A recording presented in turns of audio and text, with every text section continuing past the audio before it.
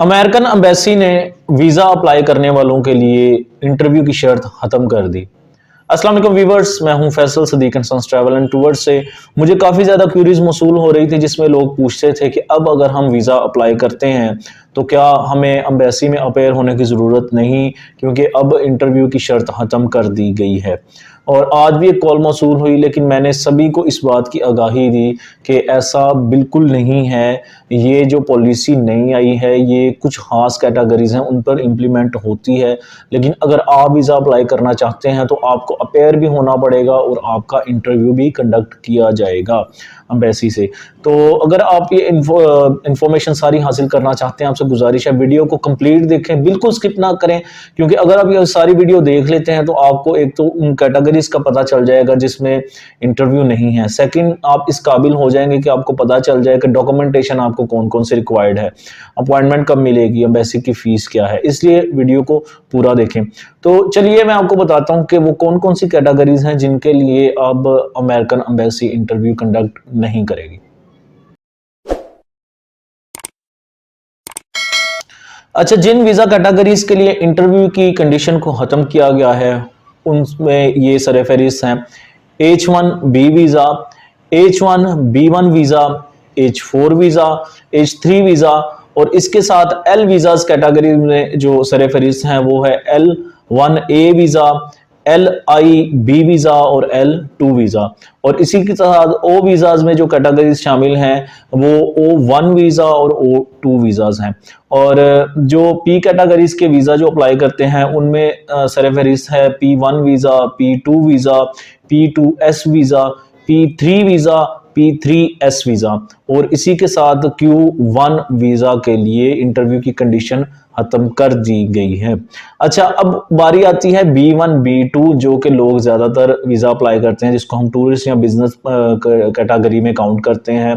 किसी family friend को आपने विजिट करना है, क्योंकि अमूमन पाकिस्तान से लोग वही वीज़ा अप्लाई करते हैं। अच्छा जी, अगर आप B1 B2 वीज़ा अप्लाई करते हैं तो आपको इंटरव्यू देना पड़ेगा। अगर आपके पास पहले से ही वीज़ा मौजूद है, उसकी वैलिडिटी ख़त्म हो गई है, आप दोबारा वीज़ा अप्लाई करना चाहते हैं तो उसके लिए आपको इंटरव्यू देने की ज़रूरत नहीं है। लेकिन अगर आपका वीज़ा एक दफ़ा रिफ्यूज़ हो चुका है B1 B2 कैटेगरी का, या आप फ्रेश कैंडिडेट हैं, फर्स्ट टाइम अमेरिका का वीज़ा अप्लाई कर रहे हैं, तो इस सूरत में आपको इंटरव्यू और फिजिकल अपीयरेंस लाजमी है। आप इस बात को मद्देनज़र रखें। नेक्स्ट कोशिश करें कि आपको अगर कोई ये बात बताता है तो आप उसे क्लियर करें कि B1 B2 कैटेगरी में, यानी कि टूरिस्ट या फैमिली फ्रेंड को आप विजिट करना चाह रहे हैं या बिजनेस कैटेगरी में आप अप्लाई कर रहे हैं, तो आपको इंटरव्यू देना पड़ेगा अगर आप फ्रेश फर्स्ट टाइम अप्लाई कर रहे हैं।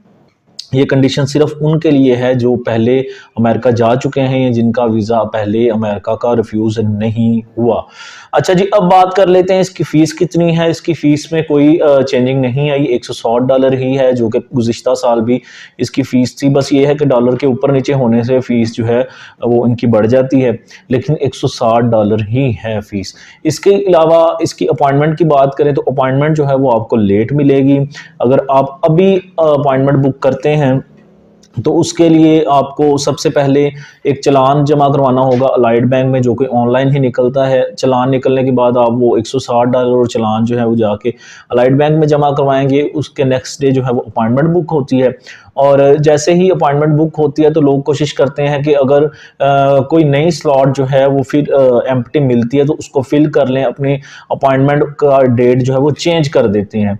लेकिन बाज़ औक़ात नहीं भी मिलती है, आपको जो अपॉइंटमेंट लेते हैं उसी को आपको फॉलो करना पड़ता है। लेकिन अगर आप नेक्स्ट ईयर वीज़ा अप्लाई करने के ख्वाहिशमंद हैं तो आपको अभी से अपना प्रोसेस स्टार्ट करना पड़ेगा, क्योंकि अब अगर आप स्टार्ट करेंगे तो आपको अपॉइंटमेंट जो है 2023 के जनवरी या फरवरी में मिलेगी।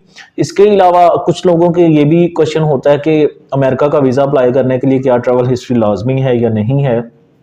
अगर ट्रैवल हिस्ट्री हो तो क्या फ़र्क पड़ता है, अगर फ्रेश पासपोर्ट हो तो इस पे क्या फ़र्क पड़ता है।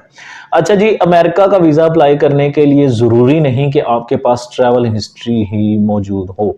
बाज़ औक़ात ये देखा गया है कि कुछ लोगों के पास ट्रैवल हिस्ट्री भी होती है और उसके बावजूद भी जब वो वीज़ा अप्लाई करते हैं तो उनका अमेरिका का वीज़ा नहीं लगता।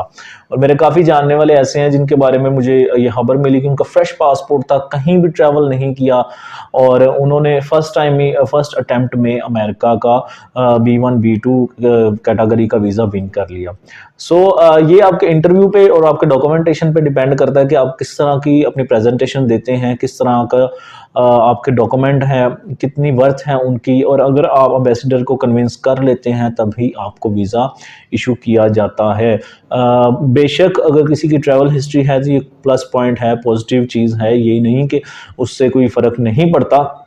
लेकिन अमेरिका के कैटेगरी में यही देखा गया है कि अगर आपके डॉक्यूमेंटेशन एम्बेसडर को कन्विंस कर लेती हैं, आपका इंटरव्यू जो आप प्रेजेंटेशन वहाँ पर देते हैं, जो क्वेश्चन आपसे पूछे जाते हैं उसका अगर आप ठीक से आंसर देते हैं तब ही आपको वीज़ा जो है इशू किया जाता है।